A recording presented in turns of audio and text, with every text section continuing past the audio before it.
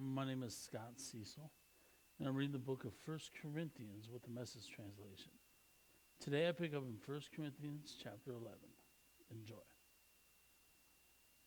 It pleases me that you continue to remember and honor me by keeping up the traditions of the faith I taught you. All actual authority stems from Christ. In a marriage relationship, there's authority from Christ to husband and from husband to wife. The authority of Christ is the authority of God. Any man who speaks with God or about God in a way that shows a lack of respect for the authority of Christ dishonors Christ.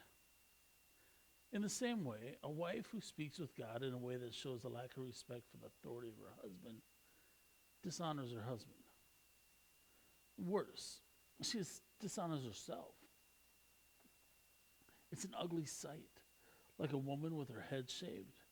This is basically the origin of these customs we have of women wearing head coverings in worship, while men take their hats off. By these symbolic acts, men and women who far too often butt heads with each other submit their heads to the head, God. Don't, by the way, read too much into the differences here between men and women. Neither man nor woman can go it alone or claim priority. Man was created first as a beautiful shining reflection of God. That is true. But the head on a woman's body clearly outshines in beauty the head of her head, her husband. The first woman came from man, true. But ever since then, every man comes from a woman. And since virtually everything comes from God anyway, let's quit going through these who's first routines. Don't you agree there is something naturally powerful in the symbolism? A woman, her beautiful hair reminiscent of angels, praying in adoration. A man, his head bared in reverence, praying in submission. I hope you're not going to be argumentative about this. All God's churches see it this way. I don't want you standing out as an exception. Regarding this next item, I'm not at all pleased. I'm getting the picture that when you meet together, it brings out your worst side instead of your best. First, I get this report on your divisiveness, competing with and criticizing each other. I'm reluctant to believe it, but there it is. The best that can be said for it is that the testing process will bring truth into the open and confirm it. And then I find that you bring your divisions to worship. You come together, and instead of eating the Lord's Supper, you bring in it a lot of food from the outside and make pigs of yourselves. Some are left out and go home hungry. Others have to be carried out, too drunk to walk. I can't believe it.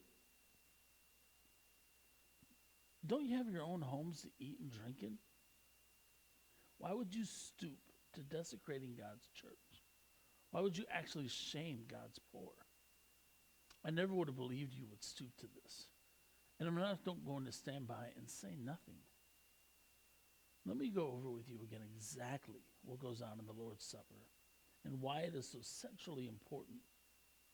I received my instructions from the Master himself and passed them on to you. The Master, Jesus, on the night of his betrayal, took bread. Having given thanks, he broke it and said, "This is my body, broken for you. Do this to remember me."